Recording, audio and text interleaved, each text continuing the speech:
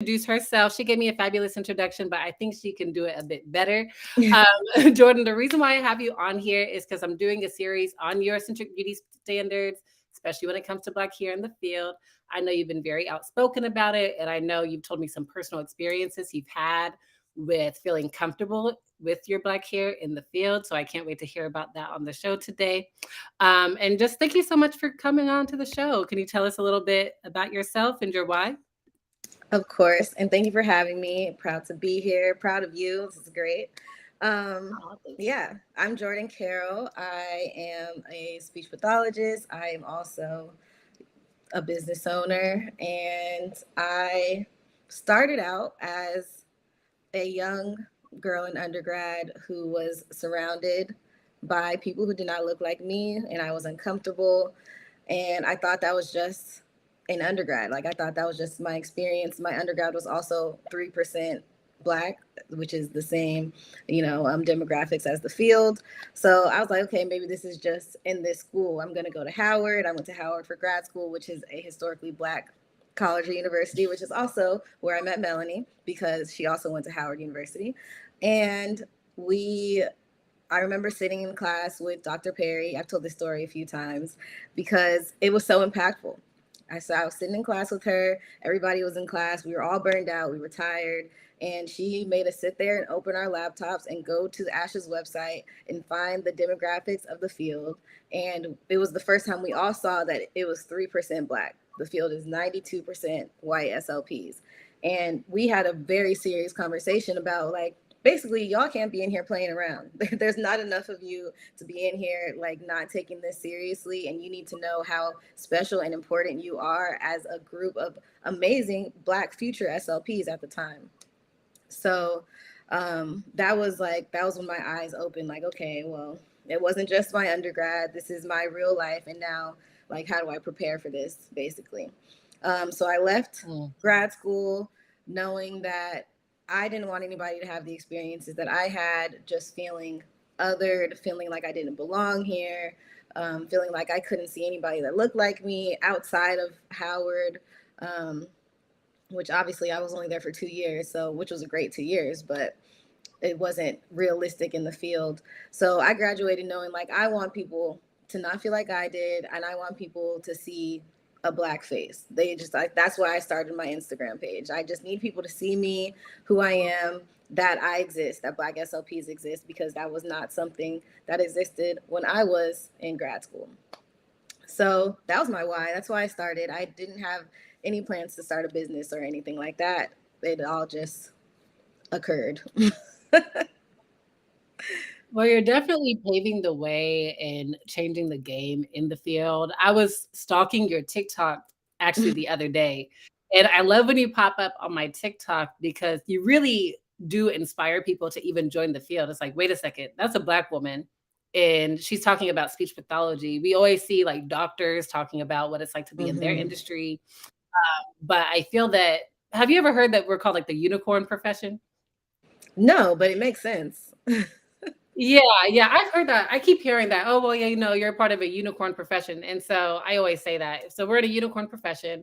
Not a lot of people even know about the field, doesn't matter what race you Sure are. So the don't. fact that like you're just outspoken about the industry, it's clear that you're passionate about it and you still have a lot of love for it. And at the same time, you're using your passion for this field to drive change. So thank you. Absolutely. And I love that you said that because I think um, people like mistake my outspokenness or like talking about these problems as like, oh, I hate the field of speech pathology. I don't. I think it was, I don't want to misquote, but there is somebody, maybe it was James Baldwin, but somebody said, like, I love America so much. That is why I criticize it. If I didn't love it, I wouldn't care. I wouldn't talk about it. I just wouldn't be here.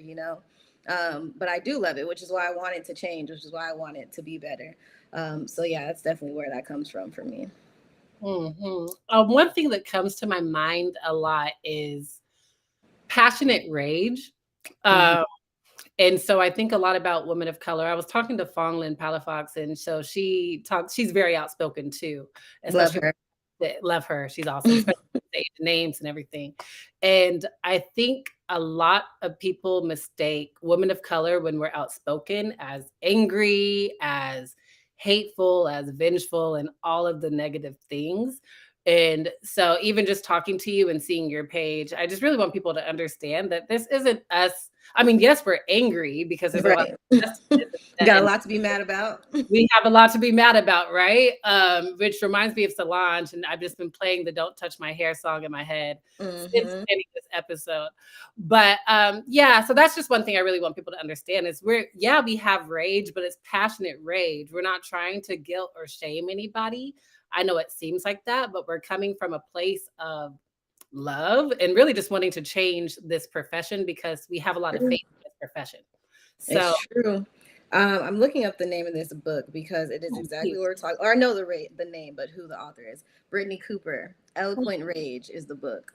Eloquent Rage by Brittany Cooper. I read maybe like right after grad school, but it was a moment for me. It was a life-changing read and definitely just put into perspective everything that you said. Like we have a right to be angry that shouldn't be tamed. Here are some ways that we can use it, that we can direct it to do positive things. And how a lot of times our passion is mistaken for anger. So, great Mm. book, highly recommend. Check it out. Yes, thank you for that. I have stories that I won't get into today where I even hesitated opening my mouth because I didn't want to be, just in predominantly white work settings, that is. Not even Yep. on Instagram. On Instagram, there's a little bit more freedom, but Right. when you're actually in that setting, it's harder. It really is. But that's an episode for another day. There is. Let's get to the point for today. So we're talking about Black hair and feeling proud with our heritage. I know that going to ASHA and just being in a predominantly white field, we're not as empowered to just show our authentic selves, how we want to wear our hair.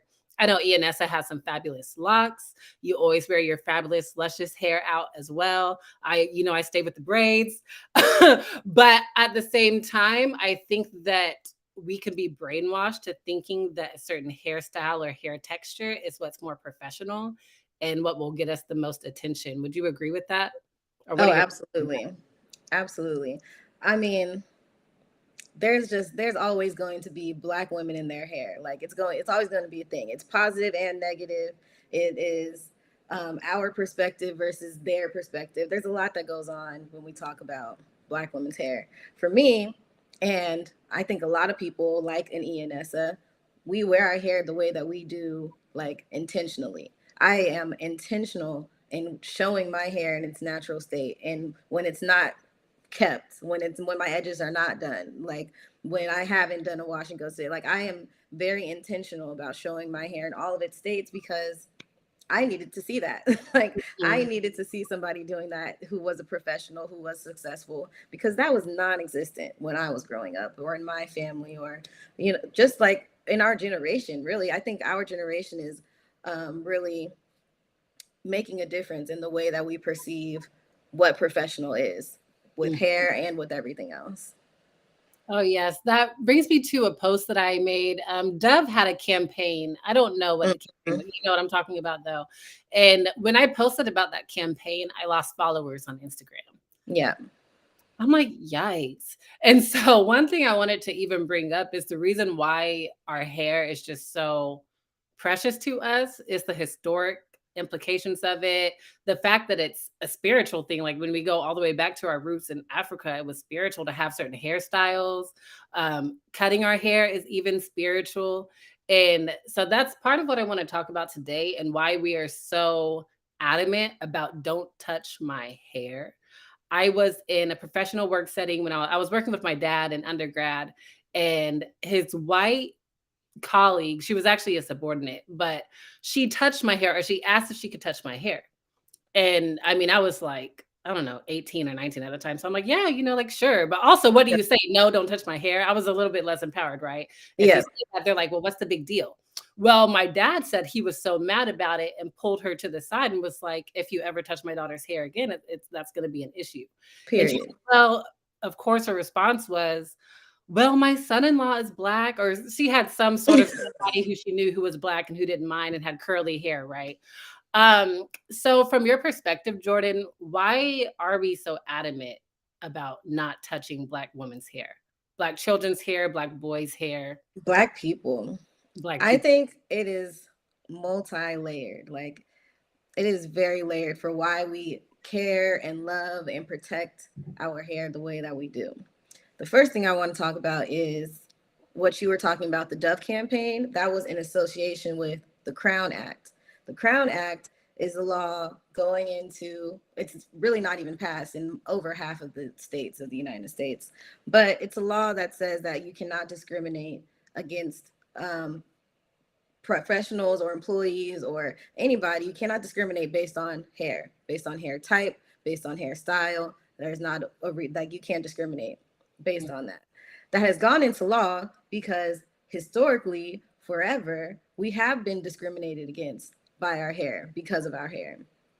That's one thing. Mm. So I think that there have been plenty of situations where people either didn't get a job, didn't even go into a job because of what their hair looked like.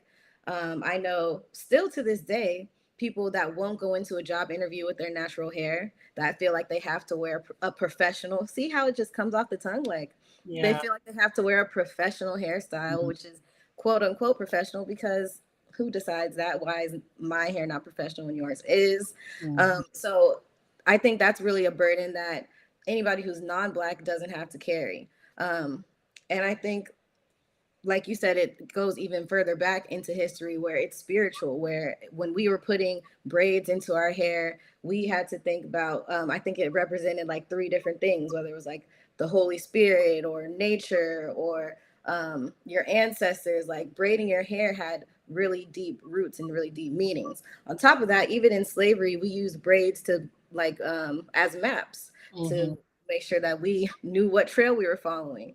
Mhm. We used our hair to carry rice and grains and other foods so that we didn't starve on the trail trying to escape slavery. So, like, it goes really, really far back.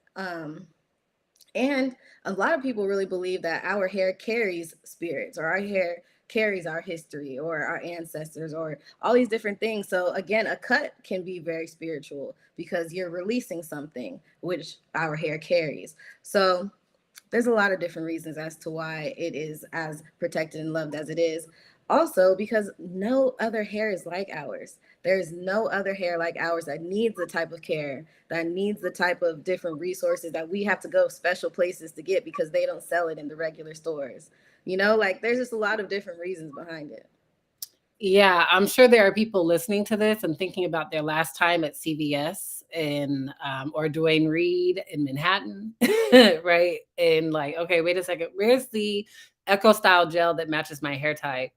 Where's the what am I thinking about? Where's the heat protectant spray Man, fit for my hair? And you then know what's crazy? I just saw a video the other day, like, you know, your like Snapchat memories come up, uh-huh. and I'm coming from a PWI. The whole like surrounding city is predominantly white. Like, that was my existence for 4 years. And then I go to Howard, and I took a video of my first time going into the student store, like the Howard's, you know, store on campus. And they had a whole row of black hair products. And I remember, and I took the video and I have on the screen, like, this is how I know I'm in the right place. Because just seeing that meant so much to me. I didn't even care. I didn't care about the academics. Like, I didn't care about anything else. I was like, man, they have my hair care right on campus. That was Mhm. wild to me. It was non-existent. Didn't even like, it wasn't a thought to me. I knew I had to go out of town to go get my hair products. Like, to Yeah. see that was amazing. Yeah, and healing, Man, honestly. Like coming from a predominantly white environment where you are otherized and even just feeling a little bit isolated in that way, and then going to a predominantly white campus, I mean black campus, seeing all these beautiful black people going to just the bookstore. It's the bookstore. You didn't even go to Walmart or whatever. man, You know what I mean? it So was right there on campus. I couldn't out even there you could imagine that walk. being on my undergrad. Yeah, and so that makes me want to ask you what specific experiences has brought you to where you are today as far as your mindset around hair. Really, I'm thinking about in this profession if you had any discrimination against you because of your hair type. Absolutely. I think, I mean, black hair, natural hair is a journey because it is actually a journey. It took me a long time to be comfortable with my hair and know how to take care of it and feel like I looked professional. It was all a journey. And even now, I just made a post recently about like wearing my mini twist just in more professional spaces. I just wore my mini twist to Flasha, and I was like, man, 3 years ago, this would have never been a thing. My mini twist would have never even left the house. And so I think it's a journey of understanding that there is nothing wrong with me. There's nothing wrong with my hair. There's nothing unprofessional about how I wear it. It's just a style, just like any other non-Black person can wear whatever style they want or dye their hair purple and pink and green, like all these different things I saw. And I was just like, how they have no issue doing these things. Why am I mad about, or why am I feeling uncomfortable about wearing twists? Like that just doesn't make sense. So I do have some experience. The main one that I feel like really shaped me, really, it was in undergrad. My school had a really good communicative disorders program. So they had a clinic on campus. As undergrads, you got to work in the clinic. I was a grad student assistant. So I got some really great experience there. I was in the clinic like 4 days out of the week. And at least 3 out of 4 of those days, for weeks at a time, there was somebody in the clinic that told me something about my hair. They said, it's too big. Why is it always changing? Are you sure that's how you're going into session? Maybe you should just wear it in a bun. No, I think you should really just come wearing it in a bun. Like 3 out of 4 times a week, they were telling me something about my hair, how it was wearing, what I needed to do with it. Have I tried this? Have you done X, Y, and Z? Like these white people trying to tell me about what to do with my hair. And I was still like relatively newly natural. So I'm still getting comfortable with how I'm doing my hair. I'm still trying to figure it out. So now I'm already feeling insecure on a predominantly white campus wearing natural hair that I'm still figuring out. And I go into what is going to be my future profession where I want to be supported and I just want to go there and learn and do my job.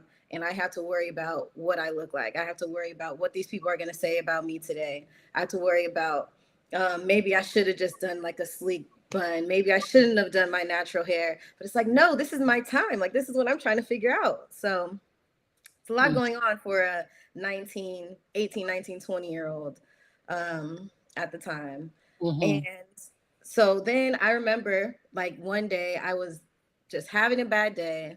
I was mad. I just wanted to go into the clinic and somebody said something about my hair. Also, a lot of times I was coming after basketball practice. And this was one of those days. And somebody said something about my hair and I made a conscious decision. Like I'm never not coming with my natural hair. I'm never going to come in with a bun. I'm going to make sure my hair is out. I'm going to make sure it's as big as I can possibly get it that day because I need to make this decision for myself. For like, they're not going to impact my natural hair journey. They're not going to impact my career, my academic journey. And I was letting them do that for a while. So I remember making that conscious decision, like, this is not going to happen again. Nobody, like not even just them, even outside of this, like, this is my hair. Nobody can tell me anything else about it. And they still did, obviously, but it doesn't bother me anymore. I mean, it bothers me to the point where I'm like, that's annoying. Why are you talking about my hair? It's a microaggression. It's all these different things, but it doesn't bother me to the point where it impacts how I see myself, how I see my professionalism.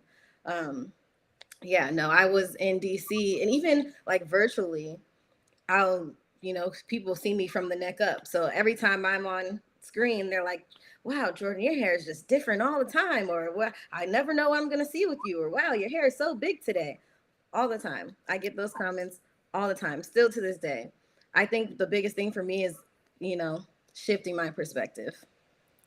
So there's a story I want to share, which I'll get to, but two things I'm thinking about is hearing that every single day when you're pretty much a baby in the profession. You haven't even like graduated yet and you just started your undergrad and you're hearing this. You said 3 or 4 times a week or 3 or 4 times a day? A week, 3 or 4 times a week. Because I went in 3 or 4 times a week. So whenever I went in, I would like, as soon as I walked in the door, Yeah. And so I'm just thinking about the person listening to this who is currently in that situation and how that can be internalized and how harmful that is to someone's self-worth and self-concept. And really they're just being themselves. And so I got a question on Instagram today was, how do you unlearn that Black hair is unprofessional? And the first thought that came to my mind was, first of all, when a job is hiring you, they're hiring you. Your hair is a part of you. Your hair, especially Black women, your hair is a part of your identity. And so it goes all the way to spirituality. And so if you're showing up with your locks, with your kinky twist, with however you want to wear your hair, and they're turning you away, first of all, I understand how harmful that could be, but that does bring me to a story that I actually want to share. And I want to get your thoughts on this because, Jordyn, my undergrad was at Howard. My Right. grad program was at Howard. And so I lived in DC for a bit, and then I moved to Houston, which is Black and Latinx pretty much. Then I moved to Tulsa. And even though I'm born and raised in Tulsa, I always say I was born in Tulsa, but I grew up in DC because that's pretty much where I became an adult. Right. So before I left my job, I came back with my hair natural style, whatever. Then I show up to work with a lace front because it's been a minute since I had weave. We had the whole COVID thing happen. I wasn't wearing and honestly, I love how I look in weave as well. Period. So you know what I mean? And you shouldn't have to explain yourself. And I didn't have to weave. myself. Right. And thank you for that. And thank you for that. But you know, that actually also brings, and I don't want to jump around, but that brings me to when I was doing my oh my gosh, cultural appropriation series. And I was wearing my real cute, you already know, that real cute straight ponytail I got. Okay, I love that look so much. Well, I'm doing the cultural appropriation series, and then a troll hops on the comments. I think I told you about this. And he was just like, well, isn't it cultural appropriation if that's not your natural hair type? I'm like, oh, for real? This is what we're doing? I'm like, well, first of all, y'all didn't create this hair type. So let's talk about that. But anyway, showing up in the private practice outpatient I was working in, first I had my natural hair, and then I show up with my lace front. And I'm getting all these compliments. I mean, I'm even seeing with the clients how different the reaction is from when I walk in with my natural hair from when I walk in with my lace front. Honestly, even on Instagram, doing reels, noticing that I'm getting more traction with having my hair straight versus when it was, you know what I mean, curly. And I had a colleague say to me, and she's already hit me with another microaggression the week before that I was really hot and traumatized about. So this is when I'm like, you know what, I can't be in this environment. She calls me out. I'm in like a PT area. It's a big area. She has a kid in her hand. I have a kid in my hand. And she calls me out and she's like, is your hair, did you get a relaxer on your hair? And I'm just like, no, this is a lace front. And she was like, oh, okay, yeah, because I just noticed like your hair is so different today. You know, like of course I could look good before, but like your hair is just like so different. I knew there was something different about you. And I'm like, you know what? Bless her heart. And this is why I'm like, I don't want to necessarily shame people because I think that a lot of people don't understand how harmful their words are. That's why we need a whole bunch of microaggression trainings because I'm like, you don't understand how harmful that was to say that in front of our clientele. That was a conversation that honestly, I would have been happy to even have with you at the lunch table if you had specific questions about it. I understand it's not your culture. That's when I would have been like, okay, she's trying to practice cultural humility in this case. But in the case that she ended up doing, it was just harmful. It wasn't helpful. And I'm like, you know what? I don't actually feel supported in this environment. I don't feel like I can show up with my Black self in different ways and not be looked at like, oh, she's doing something different. Yes. So with all of that background, Jordyn, how would you have handled this situation? And someone who's currently in that environment, what would you say to them today? Yeah. First of all, I gave you an earful. So yeah, no, that's a lot. And I would have felt uncomfortable too. It reminds me of a post that I made where I had just been in one of those situations where I was just in a meeting with a lot of white faces and everybody just felt the need to chime in on my hair that day. And I was just sitting there like, what is this about? Like, why do you feel the need to question me? Like when you get a haircut or you get your dye your hair or whatever, like people, one, don't mention it, or two, they're just like, hey, your hair looks nice. And then that's it.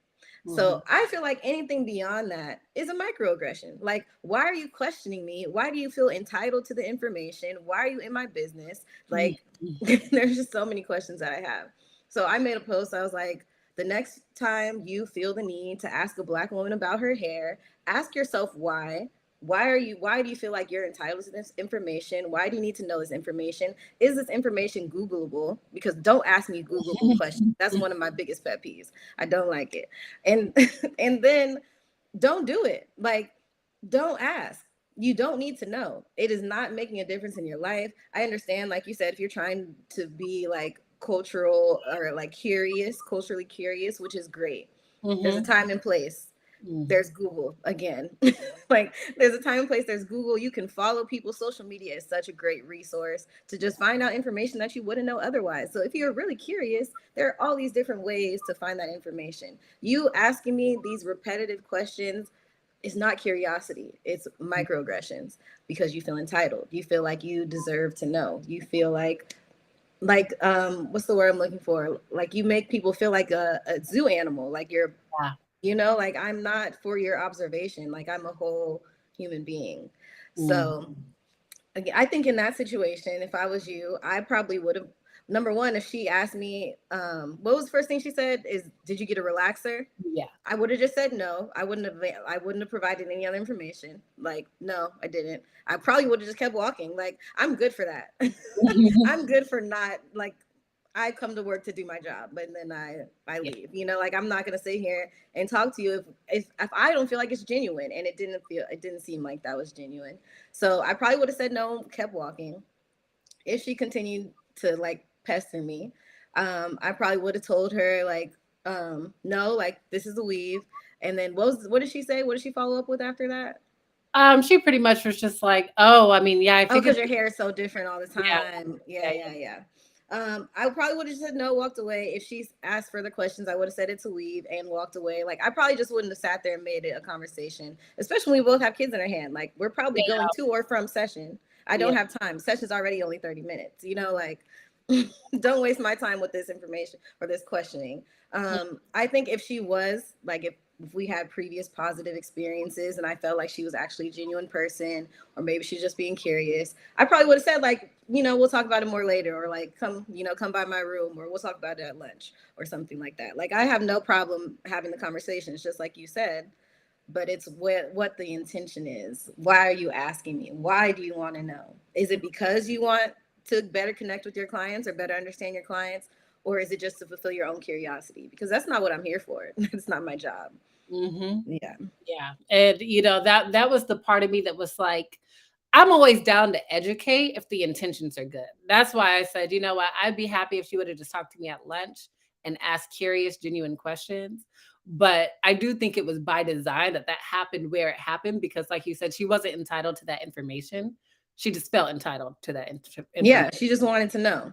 It's just like, people say like she let her intrusive thoughts win. Like, she saw you, she was curious, she was like, I have to know this because it's so different and so exotic and whatever else she was thinking. And it's like, that's not what this is, girl. Like, I'm sorry to tell you. Anything you want to know is literally somewhere else. You don't need to get that information from me.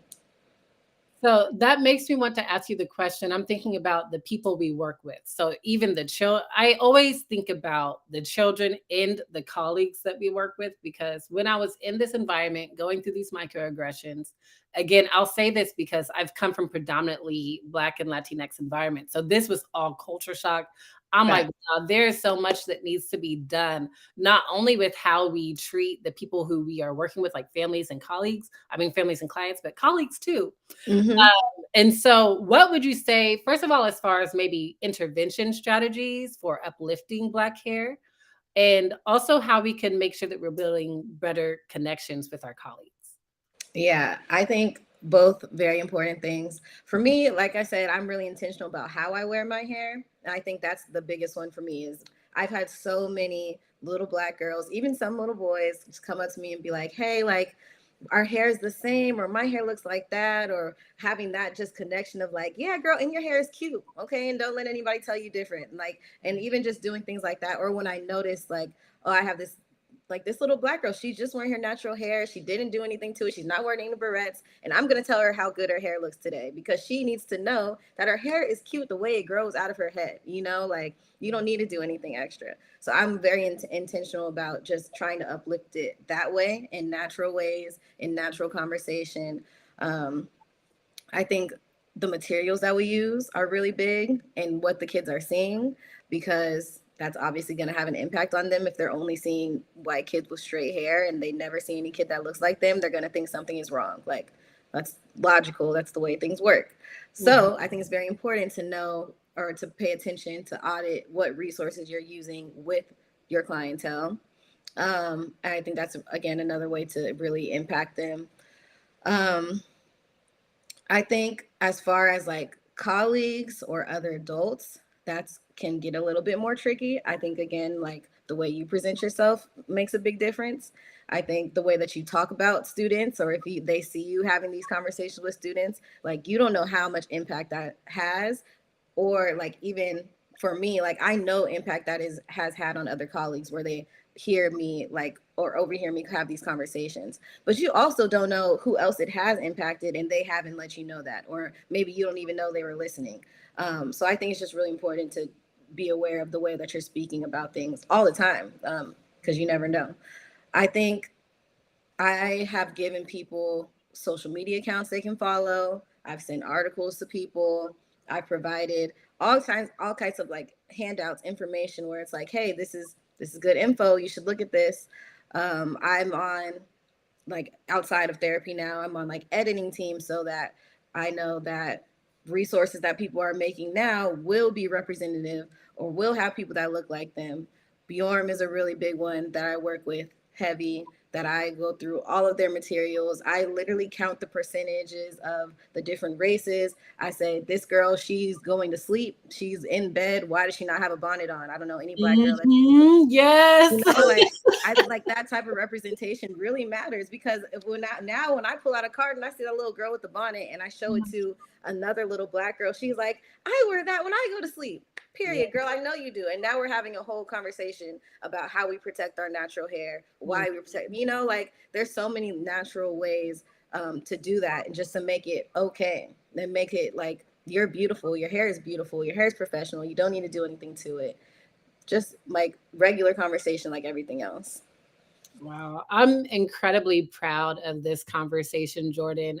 You said that there are some Instagram accounts that you point people to. Can you let us know? It depends on what they're looking for. So I think, just for natural hair, one of my favorites, who is also a SLP, is T Rochelle, TeeRachelle. I think I'll send it to you so you can put it like in the show Yeah, notes. I'll put it in the show But notes. she's also an SLP. She does all the natural hair, the styles, just like little tips.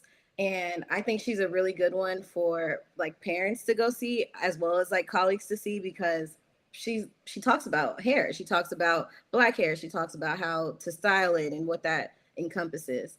Um, I also follow a lot of like mother daughters, that where the mom does the daughter's hair and she does the different hairstyles and talks about hair care. There's another one that is actually a white mom who has a mixed race daughter. So she's, you know, she's learned. She's in the process of learning. She's learned how to do her daughter's hair, and she like helps other mothers in that way. So I'll send you, because I don't know them off the top of my head, but I'll send you these so that we can put them in the show notes, because they're great resources. But even just like looking up a hashtag, like hashtag natural hair, so much information will come up. I think social media is a great resource as far as like a search engine. And I talked over you. I said hashtag black hair, but what did you say? Just so people can hear it. I said hashtag natural hair, but Okay. yeah, hashtag black hair, natural hairstyles, protective hairstyles, all those things. Well, thank you so much, Jordyn. Everyone listening to this, I have an important announcement to make.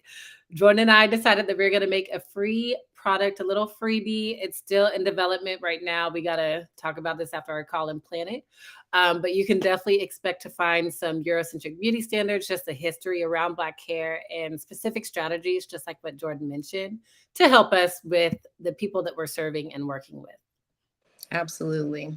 Also, always remember that you don't have to explain anything to anybody about your hair. Don't feel the need to, don't feel pressure to. They're not entitled to that information. That is personal. It's just like your hair care is like your health care. That's your like, that's how you take care of yourself. You know, you don't go to work talking about like how you shower. You don't Yeah. need to go to work talking about, do you wash your hair every day? Like, Yeah.